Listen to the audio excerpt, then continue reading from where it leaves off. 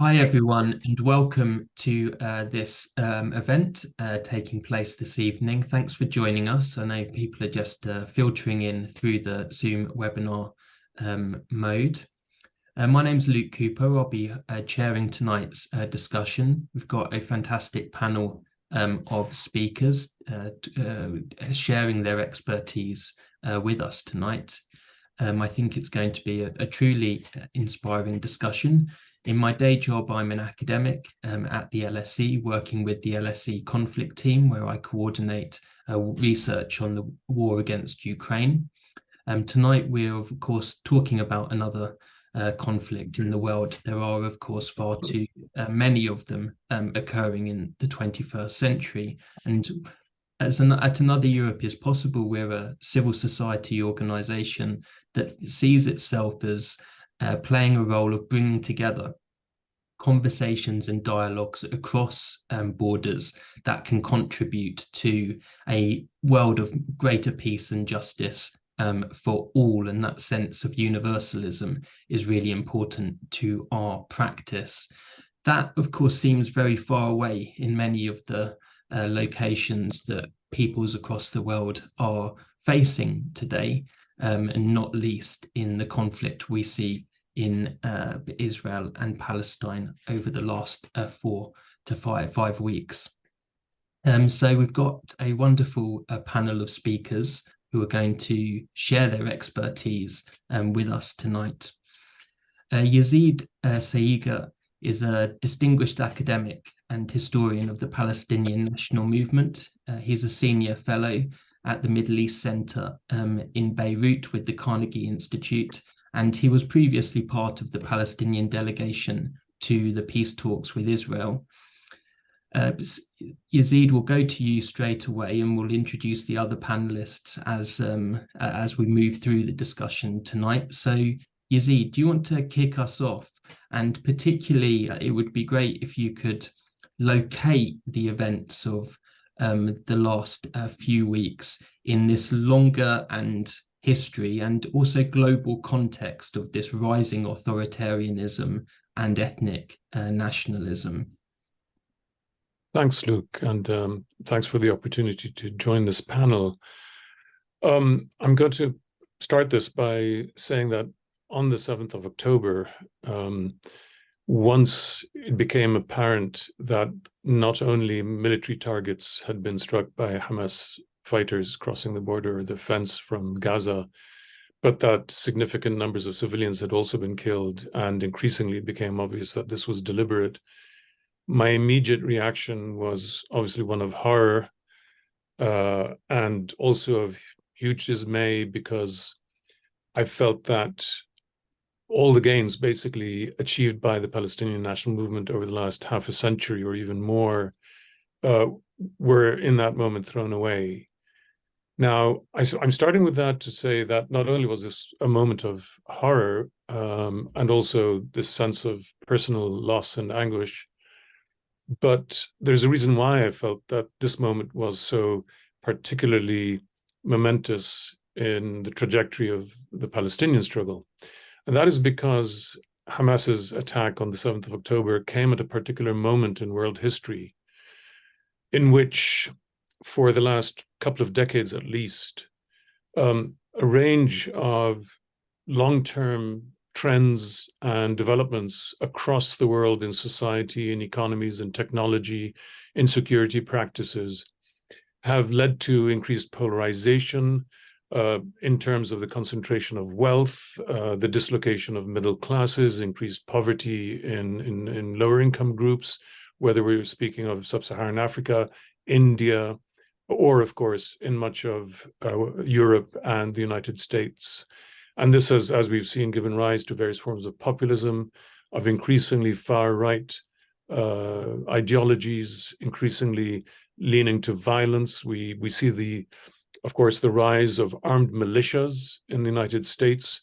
We've seen gunmen and other kinds of neo-Nazi groups across Europe, such as the gunman in Norway who killed 85 youths at the Norwegian Socialist Party's summer camp, all of whom use the symbols, the ideology, the glorification of violence and of guns and swords and so on.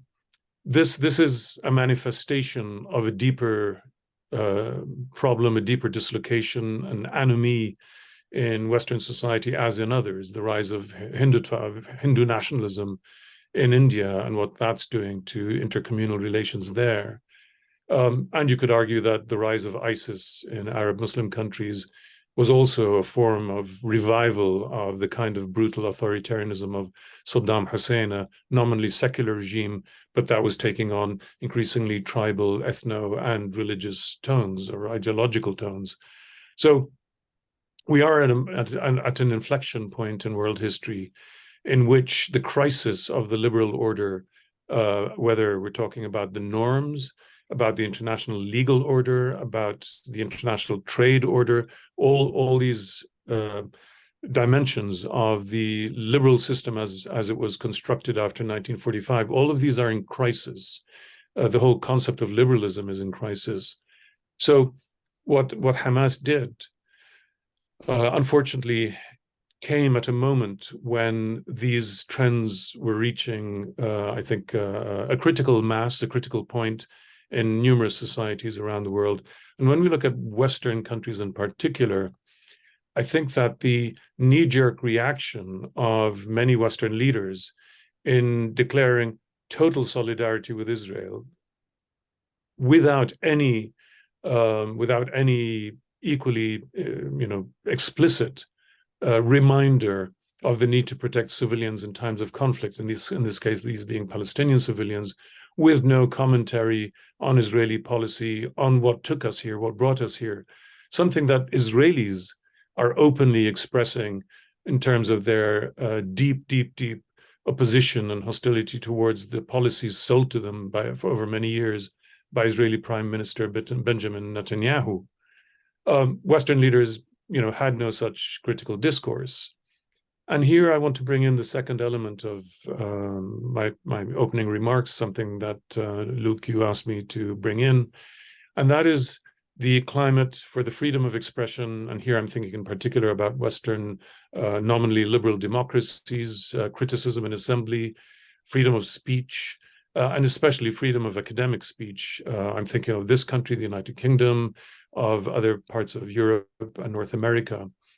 And here what we've had, and this has been going on for several years, well before the 7th of October, is an adoption by a growing number of government authorities, political leaders, political parties, in one case in Germany, the parliament, of various forms of laws or ministerial directives, not always with the force of law, in the name of combating anti-Semitism, adopting what is known as the IHRA definition of anti-Semitism. This is the International Holocaust Remembrance Association, which came up with a particular definition of anti-Semitism. And here I'm going to pause for a moment to emphasize that the rise of anti-Semitism in the West is hugely dangerous. It is something that is vile and needs totally to be combated, as, of course, any other form of racism. And we've also seen in recent reports a very sharp rise in anti-Black racism, for instance, all across Europe, something that has been reported recently in our media. So what I'm noting, however, is that Western liberal governments are performing to some degree. I mean, there's certainly a great deal of sincerity and genuine desire to combat the rise of anti-Semitism. However, in many cases, this is purely performative, or a case where the performance of fighting anti-Semitism is used to obscure the lack of action by these same liberal political leaders and governments, their lack of action against other forms of racism, whether this is anti-Black racism, Islamophobia, anti-Arab racism, and so on. And there are historical precedents here. The rise of fascism, I would highly recommend to your audience the book by Robert Paxton on the anatomy of fascism. Of course, there are many works on this subject, but I found that very persuasive.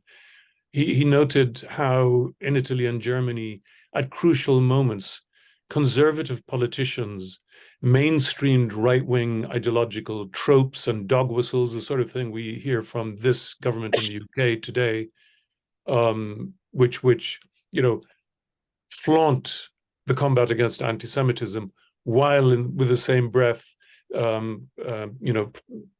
focusing on young Pakistani men, for instance, when it comes to, say, grooming youngsters and other practices. So there's a mainstreaming of much of the right-wing discourse and ideology by conservative politicians, and what we then see is liberal politicians, centrist parties, vacate the arena. Basically, they fail to stand up and resist this trend across the board, and they hide in effect behind the fight against anti-Semitism, which is necessary and urgent. But they nonetheless use it and instrumentalize it in their internal battles, something we saw, for instance, within the United Kingdom's Labour Party between different factions. And I'm not taking a stance here on who's right or wrong on other issues within the Labour Party or in UK politics generally, but I'm just using some very real and very close examples of how politicians are weaponizing this fight for other purposes. And one thing we're seeing as a result of all this is a silencing of dissent generally, not just on Palestine, a silencing of Palestinian voices or pro-Palestinian voices on campuses and elsewhere.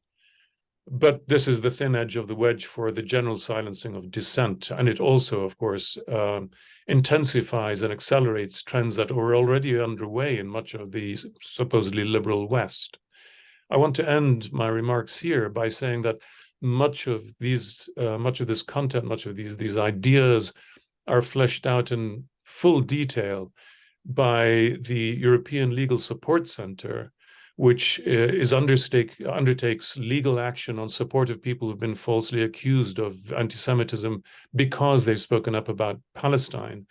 And here's an example of exactly why the so-called IHRA definition of anti-Semitism is being used in malicious ways, where the definition per se is maybe not problematic. It's the examples given of what might be anti-Semitism, which in some cases can be expanded to include expressions of criticism of Israeli policy or Israeli government behavior, etc. And this is conflated with anti-Semitism. And this is where governments such as in the UK or Germany are actively silencing Palestinian voices because they're critical of Israel on specific policy issues. And we've seen, the cancellation of, for instance, the book launch of a Palestinian Israeli novelist, a citizen of Israel, who won an award in Germany from Litprom for a novel, but then the award ceremony was cancelled because she'd written that same novel. So we have absurd situations which the European Legal Support Center is combating. Every single case it's taken to court so far has been won. There's clearly a malicious form of lawfare here being waged. And finally, the ELSC joined forces in the UK with the British Society for Middle East Studies, which is the main professional association in the field, just 2 months ago in September, to issue a report detailing how the IHRA definition is being weaponized to silence freedom of speech in academic circles. So I'd like to stop there, and we'll be happily unpack more of that in discussion. Thank you so much, Yazid. And I think that was such an important, global contextualization of how this is the crisis we're seeing is very much a phenomenon of racism, of anti-Semitism as a global phenomenon. And over the last 10 years, and before that, particularly over the last 15 or so years in Israel itself, we've seen this real rise of far-right authoritarian nationalism as well, and that provides an important prefiguration, if you like, of the events of the last month. Our next speaker is, I hope, going to share her experience of being in the heart of that context. Ada Tuma Suleiman is a MP in the Knesset with the Hadash party. Ada, can you talk to us about that longer term context for the terrible events of the last month and the work that you're doing in the Knesset to push back against this rise of far-right politics?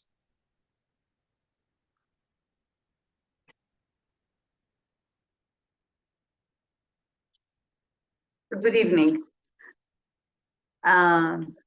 Sorry, I was disconnected for a moment, so I assume that you are giving me the possibility to speak now. Am I right, Luke? You are. Thank you so much. Thank you for having me. Actually, I think the introduction or the keynote that was given by Professor Yazid was very important in order to see how the world is actually behaving as an incubator for this crazy war that is happening, and how and why we deteriorated to this situation. Actually, I would like to say that from the beginning, as much as all of us were shocked by what happened, the attack on 7th of October, and the horrible, let's say, acts that were taken place that made more than 1,400 casualties, children killed, women kidnapped and abducted Israeli civilians. As much as I said, these horrific action was taking place, there is nothing to legitimate or legitimize the horrific war that is acted now against the people, the Palestinian people in Gaza, because in my opinion, as although the Israeli government and the army has declared that the war is against Hamas, meanwhile it is those who are affected, those who are killed, 60% of them are also children, and 40% are children. Another third of those who were killed and reached the number of 10,000 till now are women. So actually it is the civilians who are paying the high price of this war. And I would like to say that the general atmosphere that was spoken about in the beginning by Mr. Yazid has made a green light for the Israeli government to launch this war under the claim of Israel defending itself. And nobody thought about also the right of the Palestinian civilians, the Palestinian people, to defend themselves. Everybody is acting as if the war or the problem started on the 7th of October, and nobody wants to speak about the history that existed and the occupation and the siege over the years that was suffocating the Palestinian people and the Palestinian desire to get rid of the occupation and to liberate themselves from the very long occupation. I would like to say that what happened on the 7th, if there is a lesson to be learned, it should have been that there is no way for any side to solve this very long problem by militaristic actions.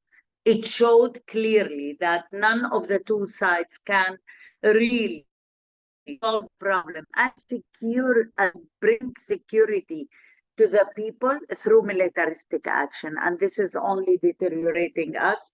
And there is no way to avoid the Palestinian issue.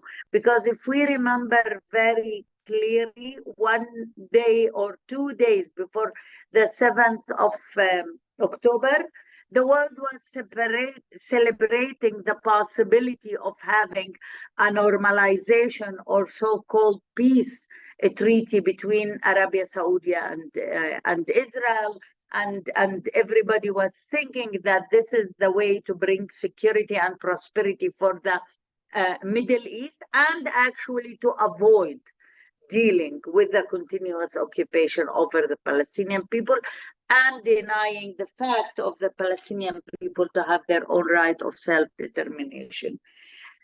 I think it's also very important to say that what we are thinking, we believe really that all the civilians should be out of the cycle of violence and blood and militaristic actions. Then our demands now is to end this war immediately and to release and to do exchange of prisoners, abducted, hostages, whatever you can call the situation, to do this immediately in order to bring the civilians back home, and to act immediately on humanitarian aid for the Gaza people. Later on, there should be negotiation for political, diplomatic solution for the problem that guarantee really the Palestinian people to act. While I'm saying this, I have to emphasize the fact that, in my opinion, as much as what happened and the shock and the loss that was experienced on the 7th of October for the Israeli people, and the anger and the demands of revenge, in my opinion, were used by the current Israeli government. Mr. Yazid spoke about the action of Hamas in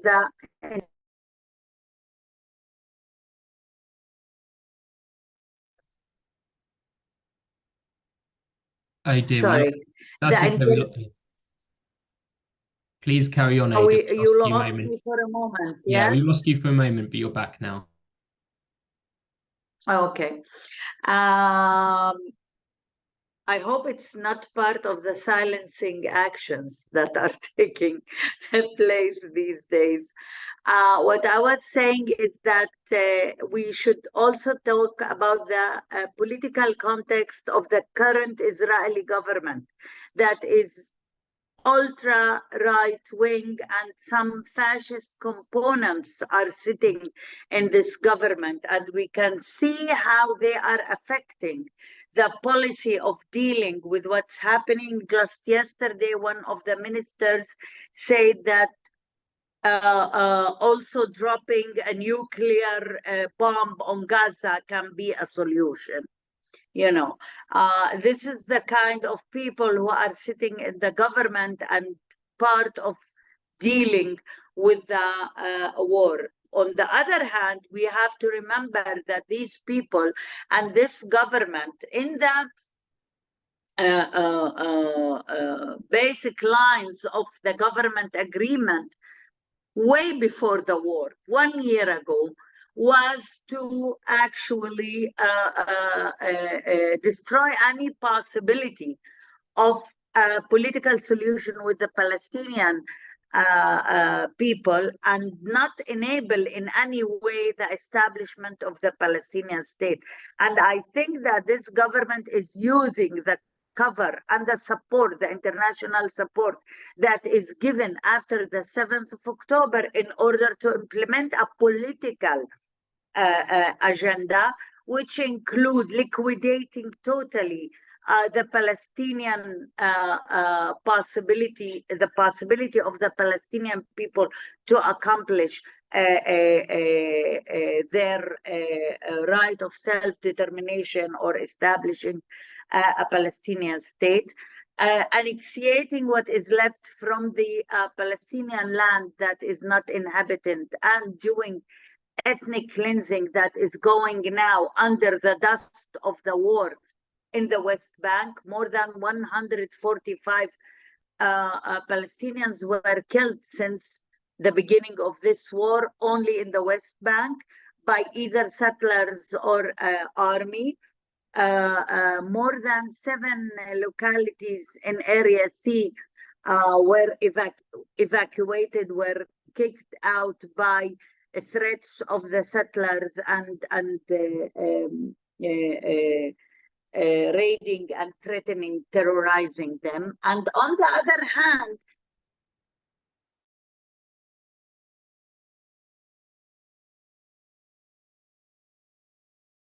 sorry, I'm really sorry.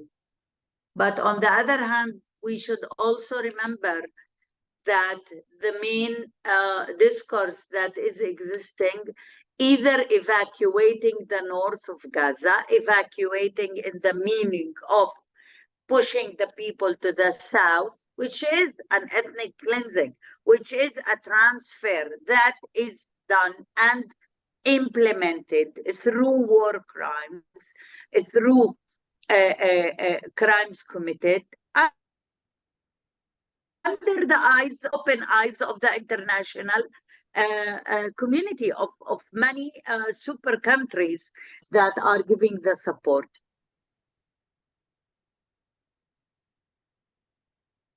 Ada, your connection is moving in and out, and hopefully it will improve shortly. But I think it might be, yeah. 1 minute. Look, I should say that we also need all the support possible because of the attack on the rights of the Palestinian citizens inside Israel. I'm not talking anymore about the shrinking space of freedom of speech. We are talking about liquidating this freedom of speech and silencing the whole population. More than 270 arrests of students, of young people since the beginning of the war because of something that they published.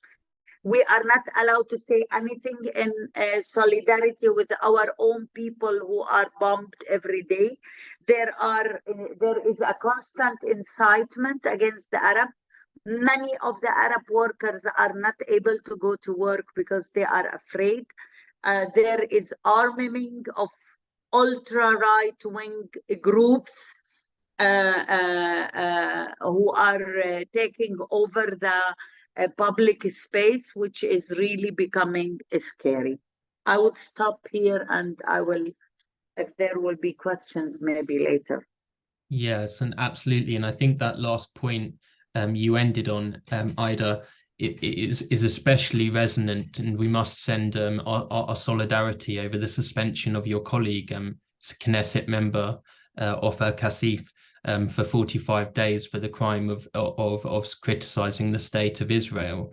And Yazid, before I bring Atalia back in, could I ask you to just quickly comment on a couple of things that Ada has introduced to the discussion? Recently you posted a graphic to Twitter of the map that the Barak government, the Israeli government at the time, presented to the Palestinian negotiators. And this was a map that was basically littered with settlements across the West Bank. It was not in any way a credible proposal for a state that could be sovereign. Is what Ida has described in relation to what's happening in the West Bank right now with these violent settler attacks and further ethnic cleansing and pushing out, that enormous and increasingly powerful, it seems, group in Israeli society seem to be the principal barrier to a peace agreement? And within that context, what did you make of the Saudi Israeli discussion over the peace process, the negotiations over the normalization of relations between Israel and Saudi Arabia, that the attack by Hamas has been widely discussed as kind of intruding on or trying to push away? It would be really grateful to hear your thoughts on that. I'd have to probably take up the rest of the panel's time to do that. So what I'll do is I'll just briefly say that the I'll focus on one issue you raised, and that is that the colonization process in the West Bank and East Jerusalem in particular has been driven incessantly by every single government of Israel before the peace process started in Madrid in 1991, before the Oslo Accords were signed between the Palestine Liberation Organization and the government of Israel, after these accords were signed, and ever since, whether it was under Ehud Barak, Shimon Peres, Yitzhak Rabin, or prime ministers of the right, every single day, new settler housing, if not new settlement outposts or new settlement blocks, were initiated, launched, funded, etc. So there's been an ongoing process of colonization. The difference, I think, in the past 20 years since the peace process collapsed is that the political forces that have come to the forefront in Israel and that have basically dominated government over the past year or so are increasingly far-right, ultra-nationalist people who weaponize, instrumentalize religious identity for purely nationalist, causes or reasons, and the whole purpose was to make it impossible to extricate contiguous Palestinian territory in the West Bank and East Jerusalem and disentangle it from the multiple settlements and outposts and satellites that were scattered throughout the territory, according to a strategic plan drawn up about 50 years ago. And it's very ironic, and I'll stop here, I think, on this point, that there's been criticism in Western countries of the slogan used by protesters calling for a ceasefire in Gaza, the slogan being "from the river to the sea," which is portrayed as being intended only as an exterminationist slogan. I won't get into that discussion, except to say that ironically, the political actors who are making the river to the sea agenda a reality is the far right in Israel. Prime Minister Netanyahu explicitly supported Palestinian statehood in 2009 under severe pressure from the US administration of President Obama. In recent years, has repeatedly said in public that he is ensuring that there will never be a Palestinian state, and that he's achieving basically the historic dream of Zionism of one land from the river to the sea. So this at this moment, I think that this historic settler enterprise, to the extent that that is part of the Israeli body politic, can see victory. This is something actually I wrote in the journal Survival just over 20 years ago, and I've seen this coming for a long time.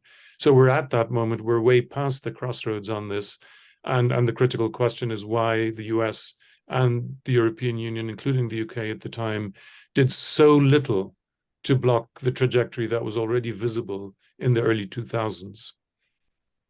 Thank you so much, Yazid. And we will definitely be returning to this crucial question later in the discussion of what happens next. But I think this wider context is so important.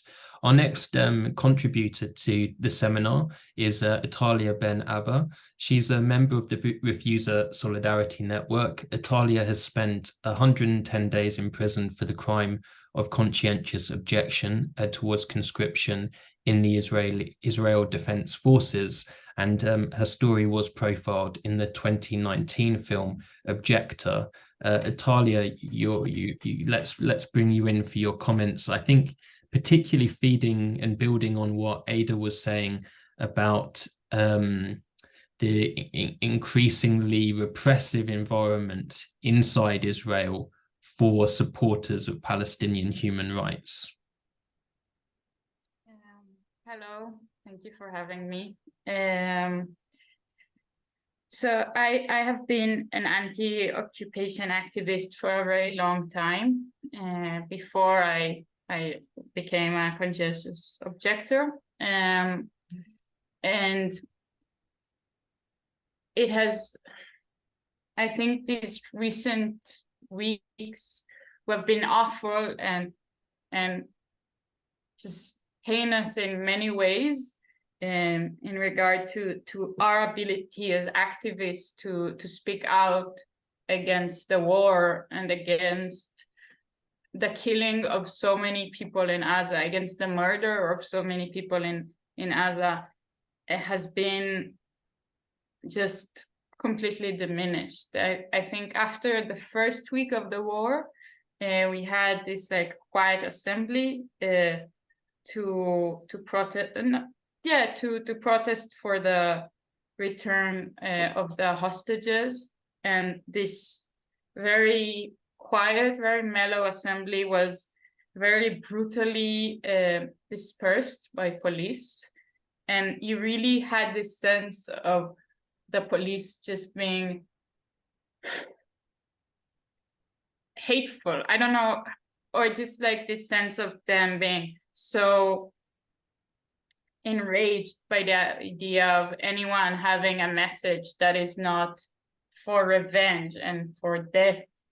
And I think since then, especially in Jerusalem, we felt that we are unable to protest for ceasefire and to protest against the war, and everything we have been doing had to be very hidden and very with a lot of fear, especially with our partners. We used to have these weekly demonstrations in Sheikh Jarrah, and we had these talks with our Palestinian partners about how do we continue the demonstrations. This was this weekly tradition that we do every week to protest the house evictions and like the unfairness of the apartheid laws that are working in Israel and in Jerusalem and in Palestine. And right now we're just unable to do that, and everything we have been doing has been very hidden, and especially in the West Bank, where the violence of settlers became so much worse, and community had to escape for fear of their lives. As activists, we still go there. I think it's very sad how important it is for Israeli Jewish activists to be in the West Bank in these times, because the army treats us differently. It's the racist reality of occupation and of apartheid, that the military will just act differently if there is a Israeli Jewish person present. But our ability to do these protective presence actions was diminished, because right now it's really hard to say who is a settler and who is a soldier, and settlers have been shooting people and shooting at people freely, and have been hitting people and burning houses in Masafer Yatta, and we have been there, calling police and saying, we are here. The settlers are burning a house, and police only comes, or military only comes after the settlers leave, and it's whether the settlers are themselves military because they're in uniforms and they're reserve soldiers. It's all just became so much harder, and yeah, this reality is just so hard and so sad. Thank you so much, Natalia. And Ada's jumping in and out, but I think she's having a connection challenge. But let's move now to hear from Shaista Aziz. Shaista is a long-standing member and supporter of Another Europe is Possible. She was, until recently, a Labour Party member sitting on Oxford City Council as a councillor. But she resigned in October 2023 over the Labour Party leadership's response to the Israeli offensive and war on the people of Gaza. Shaista, let's bring you in now for your thoughts. Thank you very much, Luke, and hi and good evening, everyone, and thanks for having me here. I just thought I'd start briefly by talking about the resignation from the Labour Party. So I'm one of 30 Labour councillors across the country who have resigned since the start of the new war on Gaza and also the atrocities carried out by Hamas inside Israel. So as we know, here in the UK, there's been a lot of debate and discussion around Keir Starmer, the leader of the Labour Party's rhetoric on Gaza. I was at the Labour Party conference when he was being interviewed by the radio station LBC, when he made those comments where he seemingly sounded like he was endorsing the right of Israel to carry out collective punishment against the civilians of Gaza. So when I heard this horrific rhetoric, I was obviously disgusted and alarmed. And then the same rhetoric was pretty much repeated again by another frontbench MP, Emily Thornberry, the Shadow Attorney General. So then myself and a colleague here in Oxford, we contacted our local and national Labour leadership to seek urgent clarity to find out if this was indeed the Labour position. Was it the Labour Party's position that it is okay for Israel to cut off water, gas, electricity, and food and medical supplies to the besieged population of Gaza, or was it not?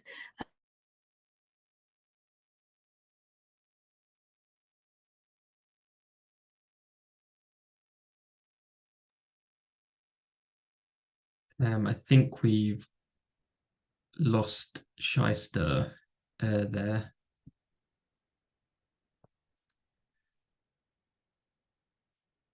So hopefully Shyster will come back and conclude her comments. While we're waiting for her, let's continue some of these dialogues.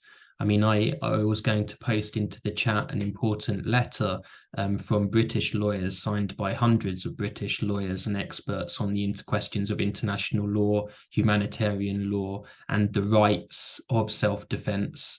I think saying rights in plural there deliberately, because of course in international law, both sides have a right to proportionate self-defense in this conflict. But of course, the political reality is only one side's right of self-defense. Proportionate self-defense is in reality ever recognized. And the letter goes into some detail in explaining those issues. And it also identifies how the international community also now have a legal obligation, given that it's very likely that what is happening in Gaza represents war crimes and crimes against humanity, and that poses a question for the entire international order that they have a responsibility to protect in that context. It is significant, I think, at the United Nations that the government of South Africa has acknowledged and called for the United Nations to recognize that there is a responsibility to protect in Gaza. And the clearest illustration of that is the complete blockade on basic supplies for food, water, etc., with only a trickle getting into Gaza itself, that the Israeli government is imposing on the people there. So within that context, can I bring Yazid? Can I bring you back in again, and then we'll go to Ada. So Yazid, what do you think should happen next? I mean, this is clearly an appalling crisis, but if we're trying to find a proposal on what we've got Shyster back. Hi Shyster, sorry we lost you for a moment. Well, I'll let the other. We're just going to continue the panel with the vital question of what happens next, but the panelists will keep contemplating their answer to that question, and we will let Shyster finish her contribution. Thank you. Thank you. Sorry, I'm not quite sure what happened there, but anyway, so I'll sort of speed this up a little bit. So yeah, so we resigned, and alongside now 30 councillors, we expect more to resign. Yesterday 11 councillors resigned. We expect those numbers to increase. So what's happened since Keir Starmer's comments to now is this further doubling down going on by the Labour Party in relation to the question about Israel's, the Israeli military's disproportionate lethal force being used inside Gaza. They are talking about humanitarian pauses and wanting to endorse the humanitarian pause. They're not looking for a ceasefire. there is no difference between the Rishi Sunak's government and the Labour Party's line on this crisis, which is quite incredible. The Labour Party has come out to say that it believes a two-state solution is the only solution moving forward. My response to the Labour Party would be, well, that's really important that you recognise that, and that genuinely is very important. However, when you form the next government, how do you expect anyone to really be listening to anything you have to say on this crisis, given the fact you can't call for a ceasefire, you're unwilling to call for a ceasefire, and given that there's been way too much dehumanizing rhetoric about the Palestinians in Gaza? And as you said, Yazid, as well earlier on, we cannot have a situation where allies and friends of Israel are unwilling to provide any critical balance to the Israeli state and tell them that this disproportionate lethal force being used in Gaza is against international law and it needs to stop. So yesterday, I think it was, Save the Children came out and said that the numbers of children who've died in Gaza, which are close, mounting every hour, and we're looking at more than 3,000 children who've been killed, is higher than the global number of children killed in conflict since 2019. This is the level of catastrophe that is taking place in Gaza. The other situation that is becoming really grim in the UK is the government's rhetoric around Palestinian rights protesters who are taking to the streets in increasing numbers. We've seen very large sit-ins taking place across train stations and transport depots across the country, which we've never seen before. And the Home Secretary, Suella Braverman, has gone on record to say that these are hate marches, and she's unable and unwilling to distinguish between the decent-minded British people, 70+% of whom are demanding a ceasefire according to national polling, and those on the fringes who attach themselves to the hundreds of thousands of people on the streets to be sprouting disgraceful anti-Semitism and other forms of hatred. It is really shocking and very, very dangerous what's going on. There's a conflation taking place of people's democratic right to protest against crimes taking place in Gaza and against the atrocities in Israel carried out by Hamas, and a conflation between us, the people, and Hamas and various other terrorist entities. There's a further demonizing going on around British Muslims in particular. There's been an attempt to suggest in the media the framing of the councillors resigning are that we're all Muslim councillors. Well, I am Muslim, but I'm not a Muslim councillor. I didn't stand to be elected in my home city of Oxford 6 years ago on the basis of my faith. I stood to be elected on the basis that I want to represent everybody in my city and in my constituency, which is what I've been trying to do to the best of my ability. And what we're now seeing is increasing numbers of people speaking out. And we've got this horrific situation where there's been a massive rise in anti-Semitism across the UK, as there has in parts of Europe as well. And we're also seeing a rise of Islamophobia. And as we know, anti-Semitism and Islamophobia are different faces of the same coin. Historically, the two have been entwined, and particularly the far right, who are no friends of any one of us, but particularly minoritized communities like Jewish communities and Muslim communities, we're being used as fodder by them. And I'm very, very troubled, which is a mild word, in relation to what's going on, the conflation of the Palestinian flag with the Hamas flag, with the flag of Hezbollah, of prescribed groups. And the further demonization of British Muslims and indeed Jewish people as well. So we are at we're in a dangerous situation, and I think the level of solidarity that's being shown at the moment, and the number of people reaching out to each other, the different groups that are trying to work together. Black Lives Matter was mentioned earlier on.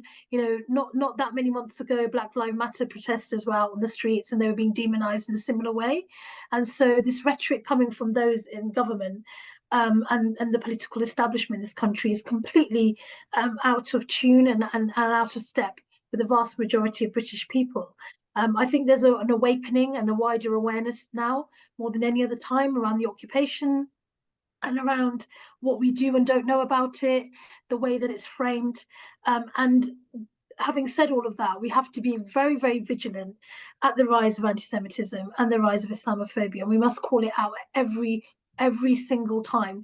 We have to call it out. And what we need to do is build a broader intergenerational, interracial alliance. And I'll just wrap up by saying the left in this country is not really very well versed at building strong international solidarity movements that are multiracial and that are intersectional. And, you know, part of the challenges here are that the anti-Semitism is really rife in our society. It's not something that we're taught about in schools. We don't have an education system that enables us to understand and identify what anti-Semitism is. And the same goes, similar to Islamophobia, not in the same way, but it's a similar thing, where people are not aware of the tropes that are out there and the dangers of amplifying those types of tropes. It is perfectly possible to believe in the rights and humanity of Israelis and Palestinians. It's perfectly possible. And the vast majority of us, thankfully, are able to do that. It's a fringe group of people who are trying to take over, and it suits the government of the day, which is known for its divisive behaviors and, you know, anti-human rights policies, you know, in terms of its foreign policy and its domestic policy, that is really stoking this up. And I'll say it one last time before I conclude, which is that the rise of anti-Semitism across Europe is a stain on, and it should be, and it must be dealt with. And we have to understand that, you know, we have to open up more space and hold that space for it to be a pluralistic space, for it to be a diverse and humane space, because that's the only way that this movement is going to keep going. And that ultimately is the only way that we're going to ensure that there is a free Palestine and a safe and secure and viable Palestinian state that will be able to flourish alongside an Israeli state that is safe and secure as well. Thank you so much, Shaista, and thank you for all the work and campaigning you're doing, not just for the residents of Oxford, but also all of the international work that I know you do. So can I just bring it to the Q&A? We have loads of great questions, some of which is the question that I keep banging on about here, the question of what happens next. So I want to link that to the question in the chat from David Griffiths. Regarding what happens next, is there reason to suppose that either side would participate in a good faith negotiation with regard to a ceasefire in exchange for a return of hostages held by Hamas and other groups? Can I go to you, Ada, to answer that one first, please? Well, it's a difficult question. Are you asking me as someone who is representing the Israeli government? I don't know. I have to say that for my regret, I'm not that optimistic. I can hear the voices, I can hear the discourse, I can hear the what is said here, and for my regret, I don't think that the government has on its top priority releasing the hostages. That's what we keep also hearing from the families. That's what we keep hearing also in between the lines. There is the Israeli government today is insisting that the goal is to smash Hamas down, something that everybody is saying that it's not a goal that can be reached, because meanwhile what is smashed is the Gazan people. I think that if the solidarity movement and the protest movement all over the world continue to put pressure, that will make mainly Biden a little bit unease on what is happening. We started to see some kinds of signals of putting pressure on the Israeli government to try to reach a ceasefire. The fact that they are not managing to bring the Lebanese Lebanese or Hezbollah to this war is also maybe a factor of understanding that they cannot continue with this plan. What I'm afraid of is that even when we, hopefully, I hope today we will reach a ceasefire and stop this crazy war, the day after is very much built over what is happening now.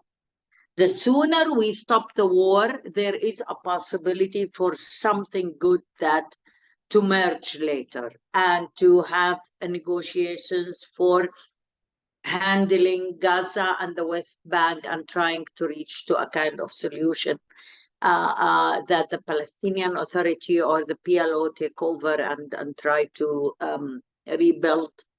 But to tell you the truth, with the environment, the international environment that Mr. Yazid spoke about, and the internal situation in Israel, I'm afraid that I cannot be optimistic. Thank you so much. Everything that is said that this war is going to last at least for another 2 weeks.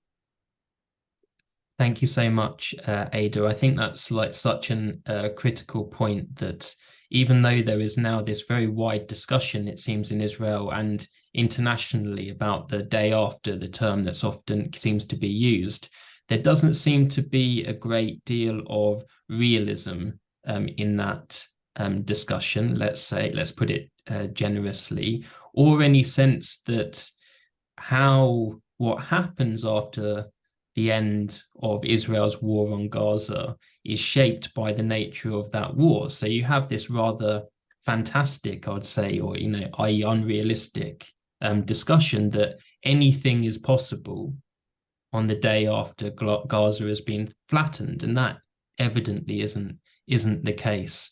There is a question in the Q&A, and we do have 30 minutes left to tonight's webinar, and there are a few questions here. There's loads of excellent questions, and we won't be able to discuss all of them.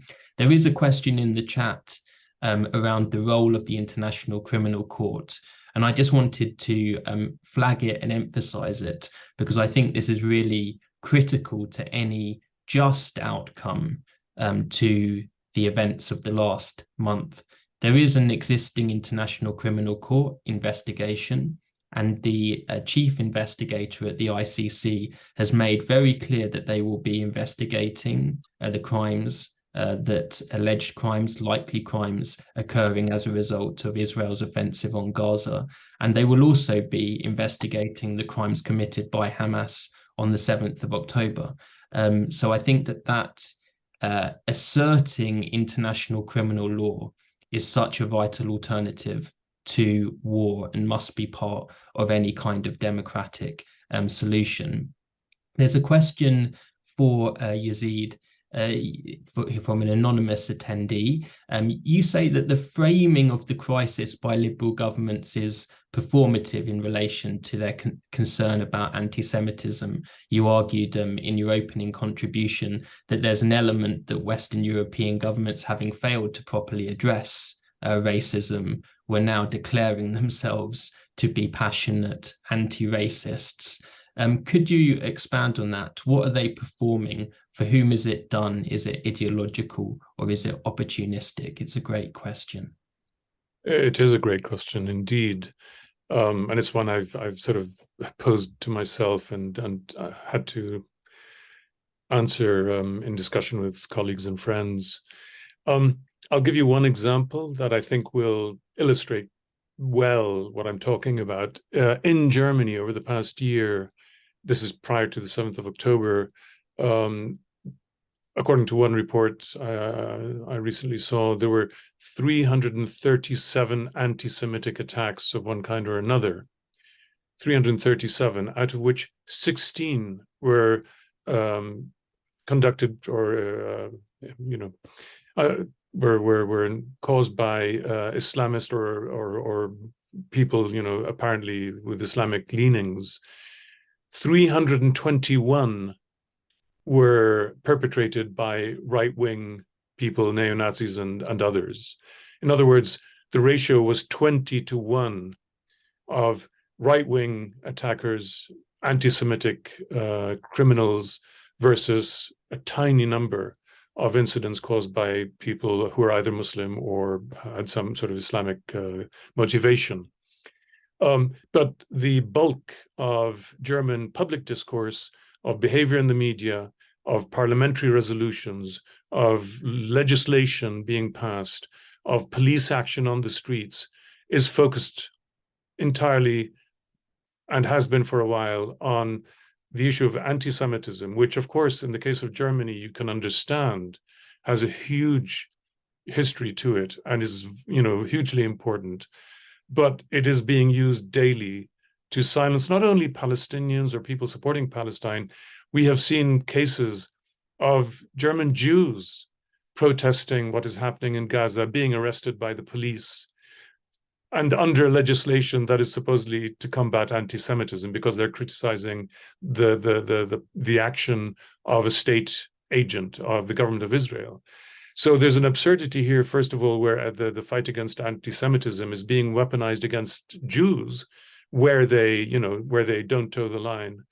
This is being policed by a German liberal government and German liberal parties across the spectrum. But all this overlooks the fact that the real threat is, we're talking about 95% of the threat coming from neo-Nazis on the right wing, who are anti-Muslim, anti-Black, anti-Brown, anti-women, anti-almost anything you can think of, anti-gay. But where the liberal establishment focuses its policy power and its legislative power is purely on anti-Semitism. And rather than, as I think Shaista articulated enormously eloquently and beautifully, with great integrity, this is part of an intersectional struggle against all forms of racism and abuse and discrimination. But what we see in Germany, what we're seeing in our own country is, and I speak here as someone who's a British citizen, is this conflation. And going back to Suella Braverman, since she was mentioned earlier, I mean, this is not just about Palestine or even about Black people or brown people or immigrants or boat people. Her most recent astonishing statement is about homeless people and how for many of them this is a lifestyle choice. I mean, this is the sheer arrogance of someone who's filthy rich, who's never, experienced what it is to lose something, to be poor, to be marginalized, to be denied, to be, unheard. And to be able to come out with this kind of statement, you can tell who her audience is, who she's whistling to. She's sort of dog whistler supreme right now. And here's someone who was elected by basically no one in this public, but setting hugely dangerous precedents in our general collective culture. Thank you so much, Yazid. I think that's so important to have that intersectional perspective. I'm going to develop Charles Seaford's question a little bit. So go to you, Atalia, if that's okay next. And so basically, this is a question around what can we do? What can progressives in Europe, the West, the global North, more widely, what can pro-democrats, the human rights community, what can we do to support you? And Charles asks in particular is there a prospect of leadership change at the moment in Israel? You've had this enormous movement prior to the events of the last month against Netanyahu around the rule of law, his judicial reform, etc. Is there hope or some kind of potential of some kind in that movement for progressive change in relation to the conflict? So I think I'll answer the question as two parts. I think regarding what the international community can do, and even specifically people in the UK and in the US, I think one of the things sort of enabling Israel's indiscriminate bombardment in Gaza is the monetary support and this like unconditional support they get from Western countries. And I think one of the, I don't know, the callings that should be heard from the international community is to defund the military assistance that Israel is getting. And I think putting pressure on your governments to stop, I don't know, sort of supporting Israel's military organization and military powers would be meaningful in changing what could happen in this war, the ability that the Israeli government has to continue this war. And I think regarding like the second part of the question, I think there is hope in that. I only, was it like at the Saturday evening, like 2 days ago, there was the first time after this war began, there was a big demonstration, a true demonstration, people yelling and people breaking police blockades, yelling, Bibi has to go, he's a traitor, he's a murderer. And I think that is very meaningful, because after the awful events of October 7th, people were managed after a month to sort of go back to the street and go back to demonstrating and go back to seeing this government for what it is, and to see the harm that it is doing to all the people that live here. And for me, seeing people, you know, facing police and really being in front of Bibi Netanyahu's home in Jerusalem and yelling, he's a traitor, for me, it gave hope that the government could change. But on the other hand, it is becoming more extreme, and we hear more absurd decisions being made by it. Thank you so much, Italia. Let's move to Ada now on the same question. I mean, I noticed in opinion polls, I mean, Likud are really not doing very well. So, you know, there doesn't, in some situations like this, you might imagine that there would be what sometimes call a rally around the flag effect, but it seems like Netanyahu really is historically, relatively for him anyway, rather unpopular right now. Is there hope for a kind of democratic outcome there? A pro-democratic, an opportunity for pro-democratic forces in Israel? Well, first of all, I have to say that I look over the protests that existed before the war in a different way than maybe you are relating to, because one of the things that we kept mentioning through that protest, that actually the protest was to protect the democracy, in quotation, that existed in Israel before, and as if it was the best democracy ever, and they wanted to keep it. While in my opinion, it wasn't a real democracy, and there is no, and they didn't want to mention any relation to what the occupation is doing to the remains of democracy in Israel. And I'm afraid that the war now is till now is not contributing, or what happened on the 7th of October is not contributing to make people understand the relation between lack of democracy and occupation, and it's not making people understand that there is no way to speak about Jewish supremacy in Israel and still think that you are holding a democratic regime.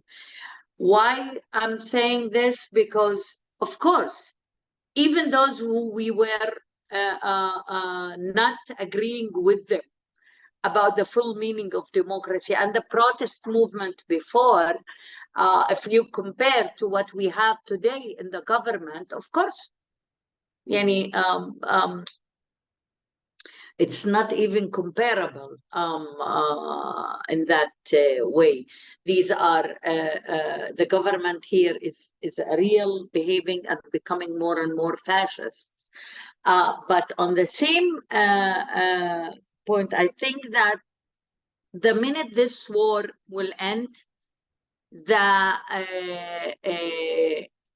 probably the political life of Netanyahu will end too. And Netanyahu cannot continue to be a prime minister because there's a lot of anger and a lot of disappointment and a lot of feeling that he betrayed the main promise he gave to the Israeli people, is that he is the one who will guarantee their security. Understanding this, meaning that I'm hopeful that this situation will change. But we have to understand that Netanyahu will not leave easily. Netanyahu will use every moment, and this is what we are seeing now, every moment that he is still existing as a prime minister to accomplish his ideological and political goals in Israel. And this is a scary scenario, meaning a person who is very ideological, he has a plan, and he wants to leave a heritage in the political life and in the history of Israel, understanding that he is running out of time. And his goals are dangerous goals of annexation, of oppression, of liquidating the Palestinian issue, and he is acting under pressure, using all the support that he is getting from the world in order to put facts on the ground and creating a situation that even when a different government comes, and we have to remember, a different government, it's not going to be a left-wing government. It's not going to be a human rights protector government. It's going to be a kind of, let's say, a national unity government, or a kind of what is existing. Gantz, maybe they will throw out the ultra right wing like Smotrich and Ben-Gvir. But this is going to be the kind of government that will exist. They are starting to talk about a government of rehabilitation of Israel, meaning for 1 year to have a kind of a national unity government that will rehabilitate Israel after the war, and only then to go for elections. But I think that any different government that is not including Ben-Gvir and Smotrich and Netanyahu will be a little bit better situation for this country.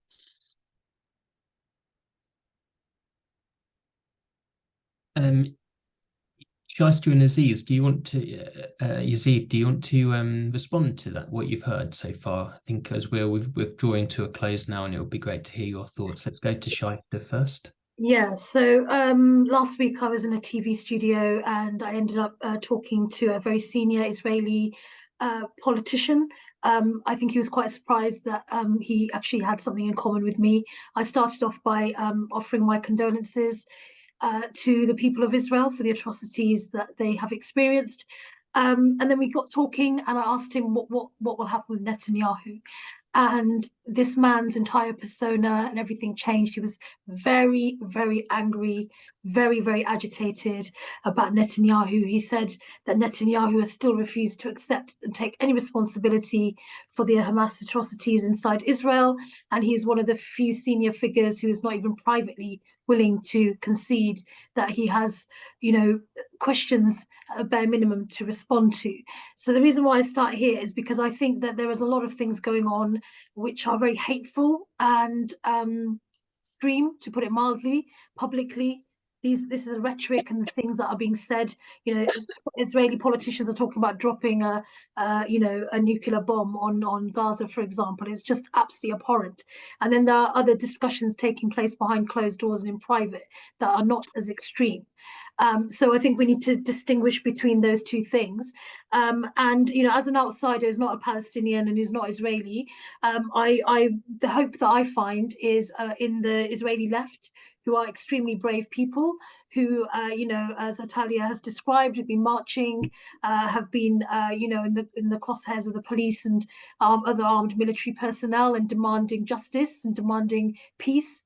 And I also find that the movement that is being built in this country, just in the last 4 weeks alone, I have not seen that type of Palestinian movement for justice and peace, and a movement that also wants to see the Israeli people living in peace. So for me, that is where the hope is. There is a lot of hope. There is a lot of solidarity being built. For the first time in many, many years, I'm seeing people who are asking questions, who are more curious about how have we got to here? How has this situation occurred? They understand that it didn't start on the 7th of October. It's been going on for 75 years. And I think all of this nuance and this level of understanding that everyday people are now, coming to is really, really important.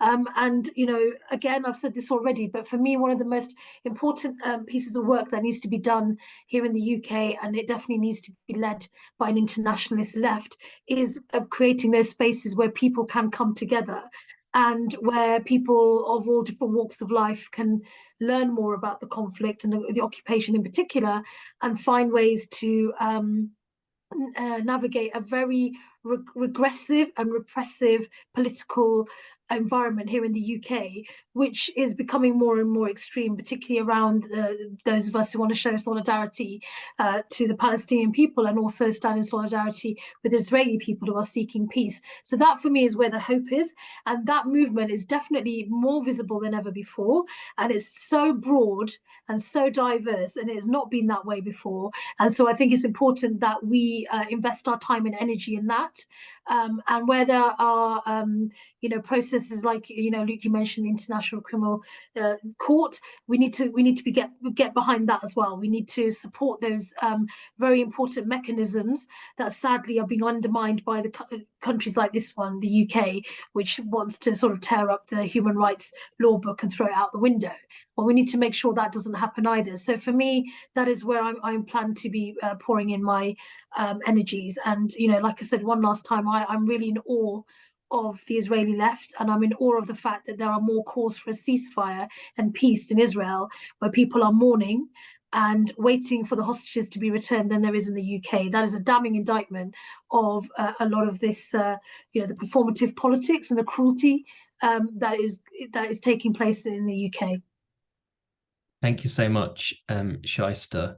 Yeah, I think the UK, we don't. It would be so easy for me to just go down a rabbit hole talking about British politics, actually, but I won't. But it is interesting how the UK political class has a certain position on this that is very much not shared by the UK population and the media class to some degree, representing the political class as well. It's I can't really think of another issue where it's so strikingly out of kilter with public opinion. Yazid, I just wanted to ask you, and this does build on a question from the audience too, that the question of political leadership, when we talked about it earlier, was looked at from the Israeli side. Can we go back to the Palestinian side just before we end this evening? And there have, from the Palestinian side, been quite a number of calls for unity as a basis for taking forward the peace process. One was made by Salam Fayyad, the former Prime Minister of the Palestinian Authority, in a foreign affairs piece. Another call, a similar call, came from the Palestinian NGOs for like a national unity government. And in the foreign affairs piece, this was very much framed as a sort of almost a condition for trying to get the peace process started again.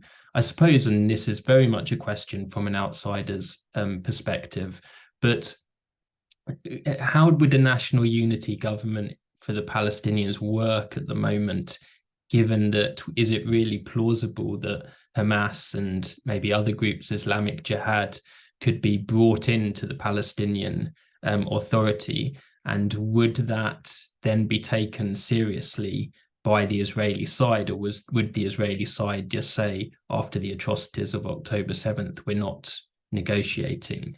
How, I mean, sorry, this is an incredibly difficult question, but I mean, how does one navigate that? It's a tough question, certainly to answer in a short period of time. And also you're sort of drawing me into pragmatic analysis, current affairs analysis of, Palestinian politics. And I'd rather, in fact, come back to the sort of things that Shaista was saying very admirably there. I agree totally with what she's expressing, the admiration, the pride, also in the people in Israel, people and Jewish activists outside Israel, the families of hostages who've shown way more moral compass than the leaders of this country or many across Europe or the US. So rather than tackle your question head on, I'll do that by saying there's a huge crisis of leadership in Palestinian politics. I don't think there's any organized political movement today, whether it's the president, Mahmoud Abbas, who was elected in 2005, and I think lacks legitimacy, and has, a lot of authoritarian elements around him, nor Hamas, the Islamic Jihad, nor the Fatah nationalist movement in the West Bank. These have all, they've all failed in one way or the other. And part of what's tragic and part of the reasons for my dismay and anguish that I mentioned at the very start of this panel have to do with my feeling for a whole generation of Palestinian activists, people like my kids and others, who I think are leaderless. Sorry, it's a bit...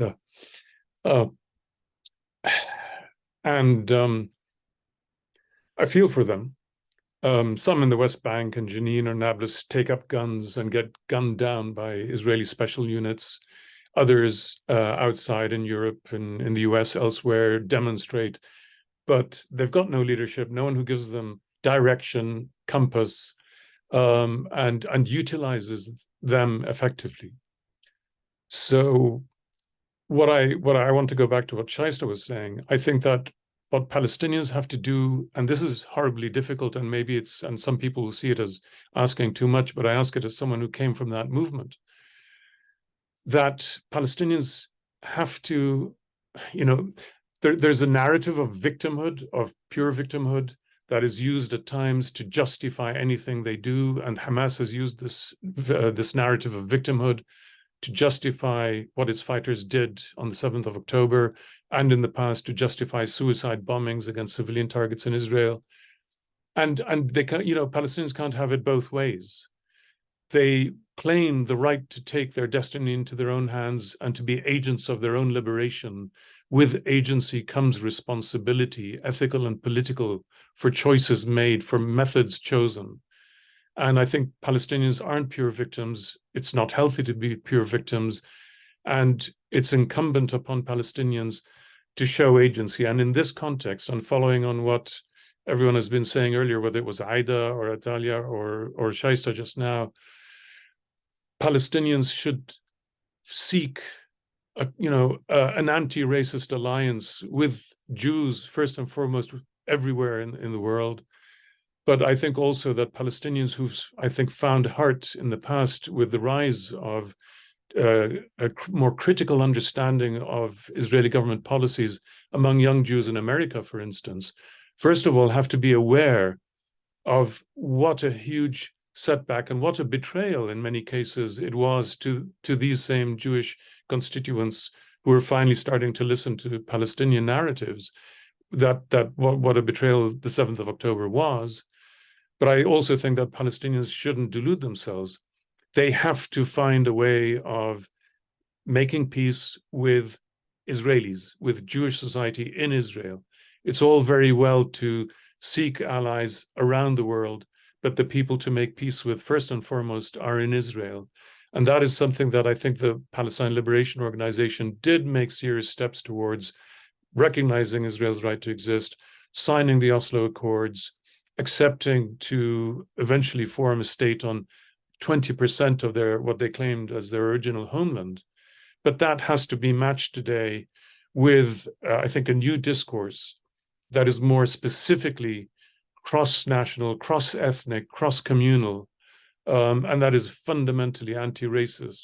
And that means looking at ourselves and to ourselves for where we're failing these kinds of ideals. Unfortunately, I don't see any of this happening soon. It's going to take many more years before we can come up with that kind of broad platform. But I think equally, I think Shaista again left us with the best message of hope, which is we are seeing these kinds of partnerships and alliances, what, say, Jewish Voices for Peace are doing in the United States. The slogans they raise, never again means never again for anyone. And the sort of message and the actions of people like Atalia here on this panel in Israel, on the hills of the West Bank, these are hugely brave, inspiring examples that we have to follow. And these are brothers and sisters. Thank you so much, Yazid, and thank you to all of our panelists. Yeah, Atalia, please do. We are wrapping up now, so these are final. I'm sorry. No, please do. I think last night I was sleeping in a friend's house in the village El Khair in Masafirata, and we were talking, and he of course is very distressed. Military has been going through the village the entire night, and we were staying awake, sort of in anticipation, like, is something going to happen? Could we go to sleep? And he told me, we both are trapped with these bad governments and bad leadership, but together we created this solidarity and this togetherness, and we can go through this together, and we can create something else together. And just, I wanted to share that. Thank you so much to both of you. Ida, do you have any final comment to our panel? Oh, you're muted, Ida. After what has been said by both Yazid and Atalia, I think this is the most optimistic thing that can be said. I think that it is really what Atalia and her friends and comrades are doing in the West Bank and also inside Israel is amazing, because it is taking, she said that we are staying there because, you know, the police and the army deals with us differently, meaning the privileged are taking these privileges and turning it to a positive point where they can use it in order to protect and to share a struggle together with others, which is amazing. Yes, after all, a real partnership that is beyond race and beyond gender and beyond a national affiliation is the only way to overcome. And when I say that I have criticism to the protest that existed before the war, because it couldn't see beyond protecting the Jewish privileges. I think that if there is going to be any future, it's going to be through that path only. And there are partnerships like these, and we should work more harder to continue that. Thank you so much, Ida, and thank you to all of our panel. I feel immensely honoured to have hosted this conversation. I think one big theme for me has been this relationship between activism on the ground that you were just talking about, and building those links from below with this importance of fighting for institutional change at the top and fighting for rule-based politics, that the rules apply to everyone, just like the rights apply to everyone. And I think what your comments on that, Yazid, were extremely powerful in relation to the Palestinian movement. I mean, I know I've found out recently that Israel still does not accept the 1977 protocol to the Geneva Convention on the grounds that it provides rights to those resisting colonialism. But with those rights, of course, comes responsibilities. And for me, that your statement on that was a tremendous illustration of the importance and victory that 1977 protocol represented, and the implications of it for fighting colonialism today. I've posted it in the chat earlier, please do keep in touch with Another Europe is Possible. We are running a campaign at the moment that Italia has helped with, in particular with the Refuser Solidarity Network. You can find details of that in the chat, and you can also find it online at the link anothereurope.org/petitions/ceasefire now. So if you haven't done so already, please do share that petition, and please do get as many people as possible to sign it. It is a joint campaign that we're running with Refuser Solidarity Network, so it does directly benefit organizations on the ground doing this extraordinary work. We do finish these calls on time. I noticed Mary Caldor, the Another Europe is Possible member and prominent academic at the LSE, has raised her hand, and I think I will just take you to make your comment, Mary. Sorry, it was a mistake. Oh, right, okay, what a shame. I was trying to press chat, but all I want to say is that although I had to miss a little bit in the middle, you were absolutely wonderful, everybody. And it was a very, very inspiring session. Thank you, Mary, and thank you for doing so much to bring these groups and networks together. Actually, everyone should know who's on the call.